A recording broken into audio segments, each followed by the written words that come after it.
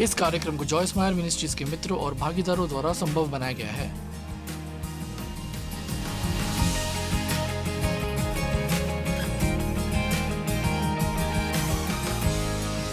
और आज मैं आपसे बात करना चाहूंगी बीज बोने वाले दृष्टांत पर, जो परमेश्वर के वचन में इतना महत्वपूर्ण है, क्योंकि सचमुच ये दृष्टांत है 4 अलग अलग किस्म की बाइबल में लिखा है जमीन के बारे में, पर ये असल में बात कर रहा है 4 अलग अलग हृदयों के बारे में, हृदय की 4 अलग अलग अवस्थाओं के बारे में, और वो कैसे अलग अलग हृदय परमेश्वर के वचन को सुनते हैं या नहीं सुनते। पर आज यहाँ कुछ 1000 लोग हैं और वो गुणा होकर कहीं और 1000 बन जाएंगे, शायद लाख भी, जो दुनिया भर में टीवी पर देख रहे हैं, और कुछ इससे ज़्यादा हासिल कर पाएंगे जो मैं कह रही हूँ, बजाय दूसरों के जो मैं कह रही हूँ। कुछ ऐसे लोग सुनेंगे और वो उस पर एक्शन लेंगे जो मैंने कहा, और अपने जीवन में अच्छे परिवर्तन देखने लगेंगे, पर कुछ इससे कुछ भी नहीं करेंगे, कुछ उप ही फोकस्ड रहेंगे जो मैं कहूँगी, बाकी अपने मन को इधर उधर भटकने देंगे और वो वहाँ अपने मुंह पर मुस्कान लिए बैठे रहेंगे, पर वो असल में कुछ नहीं करेंगे, वो कुछ भी हासिल नहीं कर रहे हैं, क्योंकि वो सचमुच सुन नहीं रहे। तो आज हम उन 4 किस्म के हृदयों के बारे में बात करने वाले हैं। फैसला करें कि आप क्या करने वाले हैं। मेरा मतलब है, आप इसमें समय लगा रहे हैं तो आप असल में इससे क्या हासिल करना चाहते हैं। आप जानते हैं ये बस एक इवेंट नहीं है, मुझे दिलचस्पी नहीं है दुनिया भर में भागते रहने की, बस इवेंट करने की। मेरा मतलब है ये इसलिए कर रही हूँ क्योंकि मैं जानती हूँ कि परमेश्वर ने मेरे जीवन में क्या किया है, और मैं जानती हूँ कि वो क्या कर सकते हैं और करना चाहते हैं, और वो आपके जीवन में कर रहे हैं। और मैं इतना चाहती हूँ कि आप वो अच्छा जीवन पाएं जिसे आपको दिलाने के लिए यीशु मरे, पर एक ही बात जो उसे संभव बना सकेगी वो है कि तुम भी, अब सुनिए इसे जो मैं कहने वाली हूँ, वचन को जानिए और उस पर जो आप सुनते हैं एक्शन लीजिए। इसे सुनना और ना करना काफ़ी बेकार है। केवल यदि आप कुछ बातें जानते हो और आप इस पर काम ना करें, तब आप फिर अक्सर उस पर अभिमान करने लगते हैं जो आप जानते हैं, और आप बाकी सबको ये बताना चाहते हैं कि क्या करना है। पर यदि आप इसे स्वयं नहीं कर रहे तो ये आपका जीवन नहीं बदलने वाला। ये बस सुनना नहीं है, ये बस अपनी बाइबल में अंडरलाइन ही नहीं करना नहीं है, ये उसे करना है जो आप सुनते हैं। तो इस तरह की जगह पर आने का मतलब है कि या तो आप प्रोत्साहित हो, जानते हो मैं ये कर रही हूँ, या मुझे उस क्षेत्र में और ऊपर आने की ज़रूरत है। और भाई मुझे खुशी है कि मैंने ये सुना, क्योंकि मुझे सचमुच उस क्षेत्र में मदद की ज़रूरत है। प्रभु कभी चर्च जाने की जहमत भी न उठाइए यदि आप इस मंशा से वहाँ नहीं जाते कि आप वहाँ कुछ ऐसा सीखें जो आपको बढ़ने में मदद करेगा और आप अपने रोज़मर्रा के जीवन में और अधिक मसीह की तरह बने।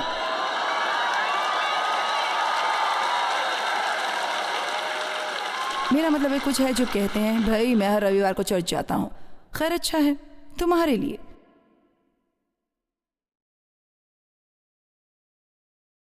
पर क्या आप उसे अगले दिन याद रखते हैं कोई भी चीज जो पास्टर ने कही थी? मुझे उम्मीद है कि जब कोई कहता है जॉयस ने किस पर शिक्षा दी, आप उन्हें यह बता सकते हैं कि पता नहीं, पर यह सचमुच बहुत अच्छा था। और दृष्टांत के बारे में दिलचस्प बात यह है कि यीशु ने अपने शिष्यों से कहा, यदि तुम ये दृष्टांत नहीं समझते तो फिर और सब दृष्टांतों को क्यों कर समझोगे, कैसे समझोगे? वाह वाह, क्या बयान है। यदि तुम ये दृष्टांत नहीं समझते तो फिर और सब दृष्टांतों को क्यों कर समझोगे। और फिर वो मरकुस 4:24 में ये भी कहते हैं, और ये सुनना बहुत महत्वपूर्ण है, जिस नाप विचारों और अध्ययन का से तुम नापते हो, उस सच्चाई के जरिए जो आप सुनते हैं, उसी से ज्ञान और सद्गुण के आधार पर तुम्हारे लिए भी नापा जाएगा। मैं दोबारा कहूंगी, जिस नाप विचार और अध्ययन का से तुम नापते हो, सच्चाई के जरिए जो आप सुनते हो, उसी के सद्गुण के आधार पर जो सामर्थ्य के लिए एक और शब्द है, तुम्हारे लिए भी ज्ञान के आधार पर नापा जाएगा और तुमको अधिक दिया जाएगा। मैं अपनी भूमिका निभा रही हूं, पर अब यदि आप अपनी भूमिका ना निभा रहे हो, शायद आपने बहुत अच्छा समय गुजारा हो, पर मैं चाहती हूं कि आप अच्छे समय से कहीं ज्यादा पाए। मैं नहीं चाहती कि कभी आपको इस बात का अफसोस हो कि आपने ये समय यहाँ लगाया, और मैं चाहती हूँ कि अब से 1 साल बाद अब आप ये याद रख सकें कि मेरे जीवन में कुछ बदल गया 1 साल पहले जब मैं उस कॉन्फ्रेंस में गया। एक कहानी मुझे बताई गई थी, उस औरत ने मुझे खुद से बताया था, और मैं सोचती हूँ कि ये इतनी अच्छी कहानी है, मैं इसे बताने के लिए समय लूँगी। कई साल पहले वो मेरी इस कॉन्फ्रेंस में थी। ये औरत आई, उसका शोषण हुआ था, उसके जीवन में कई किस्म की समस्याएं थी, और वो मेरे पास आई कॉन्फ्रेंस के आखिर में। खैर, मुझे इस सप्ताहांत ये पता चला कि मेरी किसी भी समस्या के ऊपर कोई विजय हासिल नहीं हुई। और उसने कहा, जब मैंने तुम्हें उपदेश देते सुना और इस सप्ताहांत हमने बात की, उसने कहा मैंने पता लगा है कि उनमें से बाकी सब औरतों की भी यही समस्या थी और उन सबको विजय हासिल हुई थी और वो आज़ाद कर दी गई थी, पर मैं नहीं हुई थी। और उसने कहा कि जब मैंने उन्हें बात करते हुए सुना, उन्होंने उन बातों के बारे में बात की जो परमेश्वर ने उन्हें करने को कहा था, और वो बातें जो परमेश्वर ने उनके सामने प्रकट की, और उन्होंने ये किया और ये बदल गया और वो बदल गया। उसने कहा कि आप जानती हैं कि हर एक चीज़ जो परमेश्वर ने उन्हें बताई थी, परमेश्वर ने मुझे भी बताई थी। केवल एक ही फ़र्क था कि उन्होंने की और मैंने नहीं की।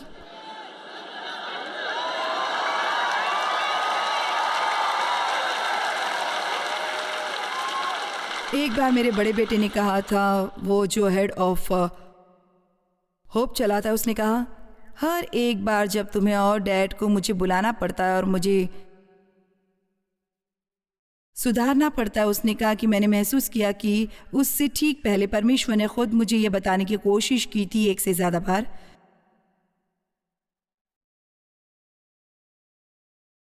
क्योंकि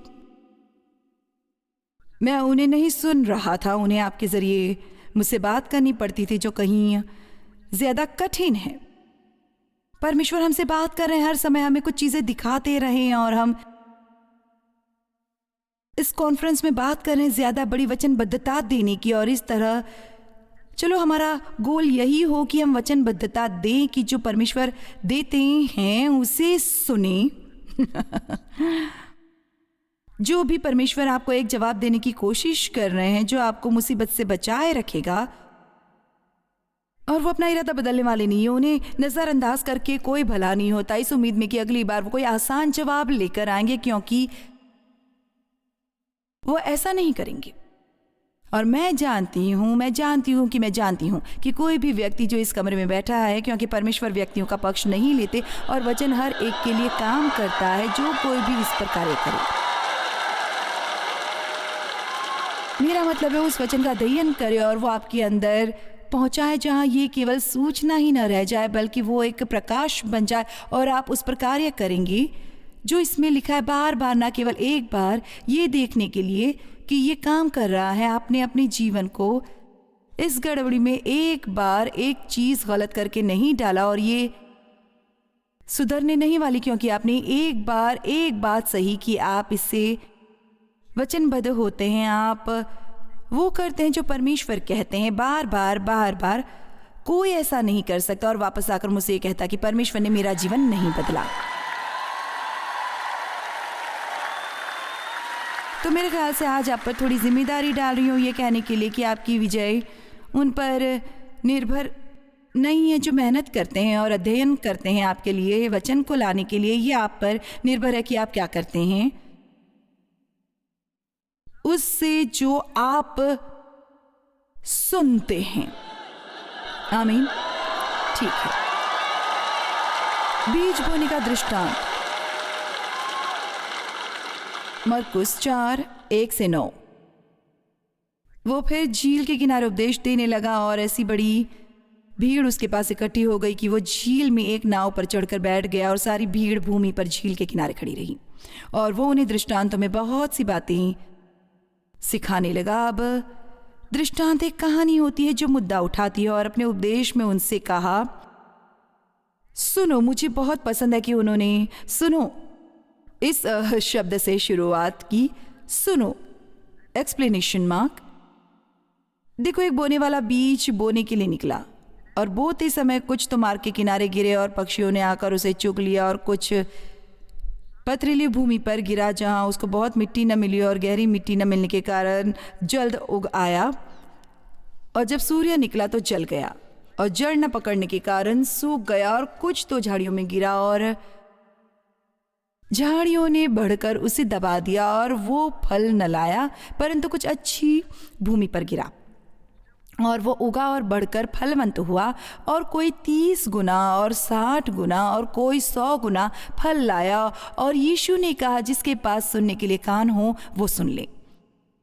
ये एक किस्म से बहुत दिलचस्प है कि छोटे छोटे वन लाइनर वहाँ जो वो देते हैं, जिनका शायद हम ज़्यादा विचार भी न करते हों कि जिसके पास सुनने के लिए कान हो वो सुन ले। तो असल में वो जो कह रहे हैं वो ये है, ओ कि अब मैं कुछ कर रही हूँ जो सबके लिए है।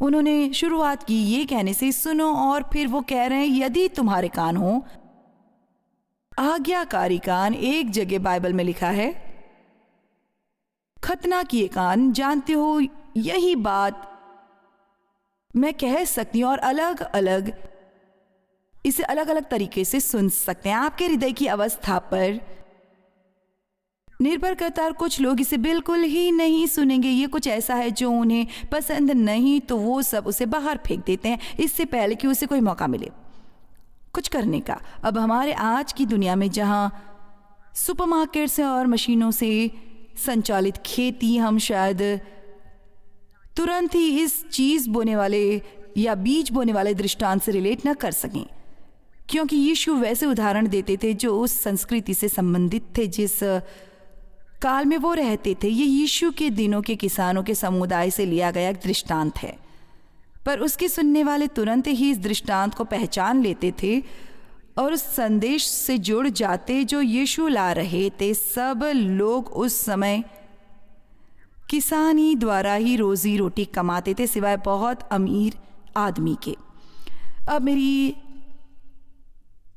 दादी माँ का एक बगीचा था। मैं उनके बगीचे में काफ़ी हद तक रहती थी, तो मैं थोड़ा बहुत किसानी के बारे में जानती हूँ। मैं निश्चय ही एक किसान नहीं हूँ, पर मैं थोड़ा बहुत जानती हूँ। आप में से कुछ लोगों ने बाग लगाए हैं, यदि सब्जियाँ नहीं तो कम से कम फूल लगाए हैं। तो हम जानते कि आप किसी किस्म की फसल हासिल नहीं कर सकते जब तक कि पहले बीज बोया न जाए।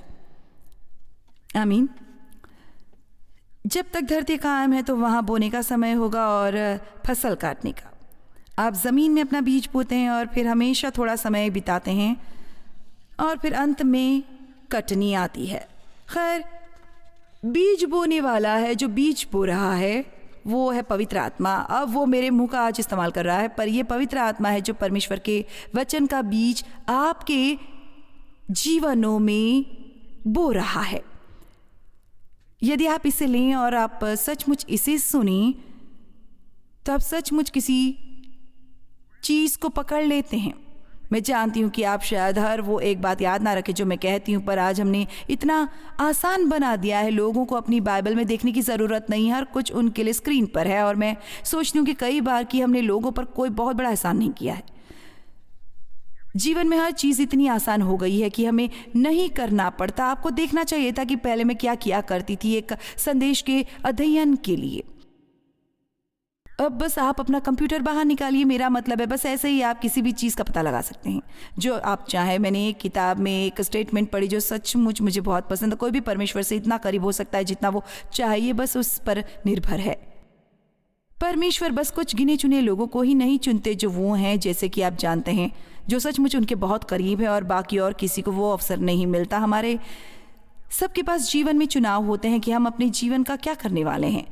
तो इस दृष्टांत में कुछ भी नहीं कहा गया है इस बारे में कि ये कुछ लोगों के लिए अच्छे से काम करता है और दूसरों के लिए नहीं। वो बीज जो मैं आज बाहर लगा रहा हूँ वो सिद्ध है। ये एक स्वस्थ बीज है, ये एक बढ़िया बीज है, तो बीज में कुछ भी खराबी नहीं है। यदि आपको इससे कुछ हासिल नहीं होता तो ये बीज के कारण नहीं, यह आपके हृदय की अवस्था के कारण है और ये कि आप कैसे सुनते हैं। 4 किस्म की ज़मीनें, 4 किस्म के हृदय। पहली सख्त ज़मीन थी, ये इतनी सख्त थी कि जब बीज बोने वाले ने मुख्यतः उसने अपना थैला अपने गर्दन पर लटकाया था जो बीजों से भरा था। वो एक तरह से उन्हें बाहर फेंक रहा है और ये तकरीबन उसी तरह से है जो मैं आज कर रही हूँ। मैं बस उसे वहाँ बाहर डाल रही हूँ और ये सोचकर बहुत खुशी होती है कि हम यहाँ आहियो में इस कमरे में कुछ हज़ार लोगों के साथ है, पर यह संदेश रिकॉर्ड किया जा रहा है और ये पूरी दुनिया भर में जाएगा। 100 से ज़्यादा भाषाओं में। जो लोग ये भाषा नहीं समझते वो अपनी अपनी भाषा में इसे देखकर अच्छी तरह समझ सकें।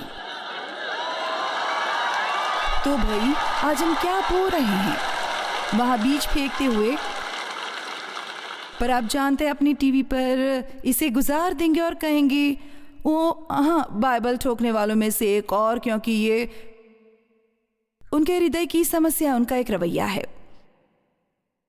कुछ लोगों का मुझ लोगों के विरुद्ध एक रवैया है और वो ये नहीं जानते कि उनका ये रवैया क्यों है। ये बहुत आश्चर्यजनक है कि हम कैसी बातों पर विश्वास करते हैं और हम ये भी नहीं जानते कि हम उन पर क्यों विश्वास करते हैं।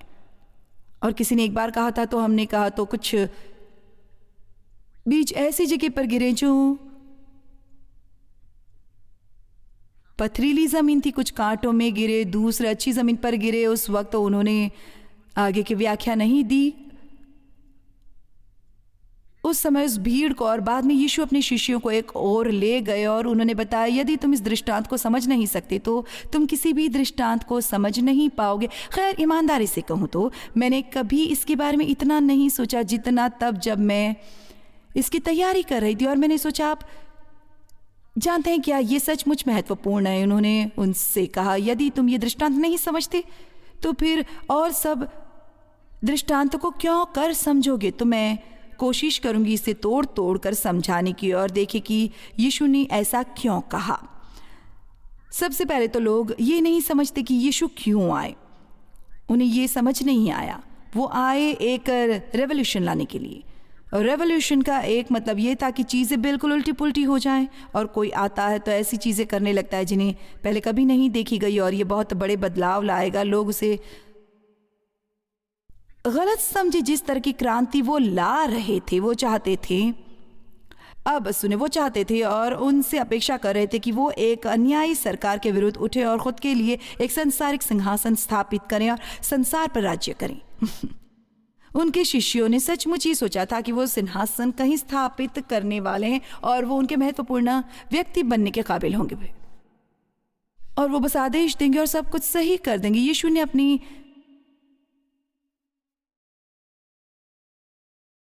सरमन की शुरुआत से ही ये घोषणा की, मेरा मतलब है अपनी सेवकाई में, कि परमेश्वर का राज्य आ पहुंचा है। वो एक बहुत ही अलग किस्म का राज्य ला रहे थे और ये वो राज्य है जिसमें हम रह रहे हैं, संसार के बीचों बीच जिसमें हम रह रहे हैं। वो एक तरह का राज्य है। हम जो यीशु मसीह के विश्वासी हैं, हम दूसरे राज्य में रहते हैं जो एक तरह का रहस्यमय राज्य है जो कोई भी नहीं समझता जब तक कि वो एक विश्वासी ना हो। हम ये समझ जाते हैं पर संसार में इसे नहीं समझा जाता। आप समझते हैं पर सब नहीं। आमीन। मैंने एक पूरी संदेशों की श्रृंखला अभी की, 1 या 2 कॉन्फ्रेंस पहले, उस रहस्यमय राज्य के बारे में जिसमें हम रहते हैं और हमने उसका नाम देना चाहा उलट राज्य, क्योंकि ये बिल्कुल संसार के विपरीत है। यदि आपको अधिक चाहिए तो आपको कुछ दे देना होगा, आपके पास है। यदि आप प्रथम होना चाहते हैं, आपको अंतिम होने के लिए राजी होना होगा। यदि कोई आपका फ़ायदा उठाता है और आपसे नाइंसाफ़ी करता है तो आपको उनकी नफ़रत में अपना जीवन ज़ाया करने की ज़रूरत नहीं, आपको उन्हें माफ़ करना पड़ता है। चलिए, भी बेहतर होगा कि आप इससे कुछ ज़्यादा उत्साहित हों। क्या आप जानते हैं वो लोग जो उद्धार नहीं पाए हैं, उनके पास नफ़रत करने के सिवाय कोई विकल्प नहीं है। और जो बदला लेना चाहते हैं और वो कड़वाहट से भरे रहना चाहते हैं और ये बस उनको खा ही चाहता है और उनका जीवन बर्बाद कर देता है। पर हमारे पास एक और विकल्प है। परमेश्वर हमें सक्षम बनाते हैं। वो हमें सक्षम बनाता है कि हम उन पर करुणा दिखाएं जो हमसे दुर्व्यवहार करते हैं, और हम कह सकते हैं जैसा यीशु ने कहा, हे पिता, इन्हें क्षमा कर, ये नहीं जानते कि वो क्या कर रहे हैं।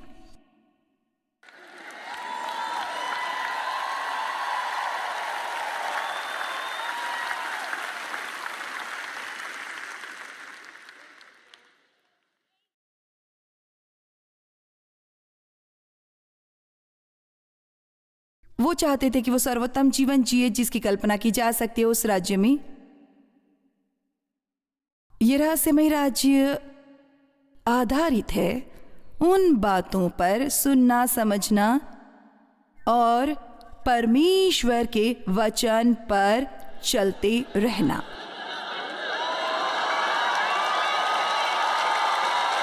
मुझे पता नहीं कि कैसे किसी को ये बताऊं जिसे पहले से ये पता ना हो कि इस पुस्तक में वचन कितने सामर्थी हैं। मेरा मतलब है, माइक मुझसे कुछ गवाहियां साझी कर रहा था उन कुछ सुंदर लेडीज की जो आज यहाँ हैं, और उनमें से एक ने कहा उसका वैसे ही शोषण हुआ था जैसा मेरा, और वो मदद तलाश रही थी। वो पब्लिक लाइब्रेरी में गई और उसे कुछ मेरी किताबें मिली। मेरे ख्याल से उसे मिले बैटलफील्ड ऑफ द माइंड, और उसका जीवन पूरी तरह से बदल गया और अब वो शिक्षा देने लगी है और लोगों को।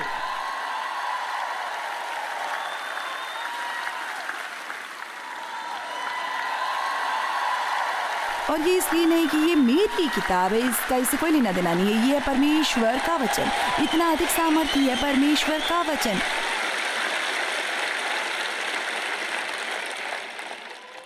इसलिए आप इस बिल्डिंग में आते हैं और बैठते हैं, और जो थोड़ी ज्यादा ठंडी है उससे जो हम चाहते हैं, परमेश्वर के वचन के अंदर सामर्थ्य है। आप आम शब्द नहीं सुन रहे हैं। जब आप परमेश्वर का वचन सुन रहे होते हैं, ये सामर्थ्य की बूंदों जैसा होता है। पर अब सुने, परमेश्वर का वचन बस भोजन की तरह है। यदि आप अपना भोजन पूरा का पूरा यूं ही निगल लेंगे या आप उसे बहुत कम चबाएंगे, तो आपको इससे कोई भी पोषण नहीं मिलता। क्या आप मेरी बात समझ रहे हैं? यही होता है परमेश्वर के वचन के साथ। आप मुझे ये बोलते सुन सकते हैं, अब ये नहीं कह रहे कि आपको इससे कुछ हासिल नहीं होगा। किसी के लिए ये इसका कोई भाग शायद हो सकता है, पर यदि आप कुछ भी चीज़ों को पल्ले बांध सके, शायद जो मैंने कहा है उसे जल्दी से सीख ले और फिर घर जाएं और खुद कुछ काम करें इस वचन को लेकर। चलिए भी शास्त्र वचन को देखिए, वचनों की परिभाषा का पता लगाएं, उस हर शास्त्र वचन पर नजर डालें जो आपको शास्त्र वचन पर मिल सकें। आप हैरान रह जाएंगे कि यह आपके लिए क्या करता है। यदि आप अपने बाइबल में जाएंगे और आप शास्त्र वचन पाएं और आप इस पर नजर डालें और आप इसे पढ़ें, और इसकी तुलना में कि कोई और कर रहा हो। मैं आपको बता दूं, इसके बारे में बहुत सशक्त महसूस कर रही हूं। जिस पैमाने पर आप विचार और अध्ययन इसे देते हैं, उस सच्चाई द्वारा जो आप सुनते हैं, हमें इस सोच से पार पाना है कि किसी और को ही हमारे लिए कुछ करना चाहिए। आमीन।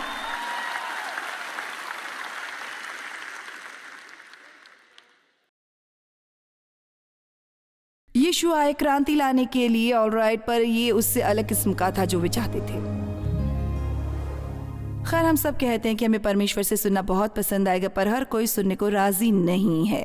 अब जानते, बाइबल में लिखा है, चौकस रहो कि क्या सुनते हो। जिस नाप से तुम नापते हो उसी से तुम्हारे लिए भी नापा जाएगा और तुमको अधिक दिया जाएगा। आज का उपदेश लिया गया था बीज बोने वाले के दृष्टांत से, और ये एक बहुत ही महत्वपूर्ण दृष्टांत है। मैं सचमुच आपसे अनुरोध करना चाहती हूँ कि आप वचन का अध्ययन शुरू करें, हर दिन अपना समय उसमें लगातार लगाकर।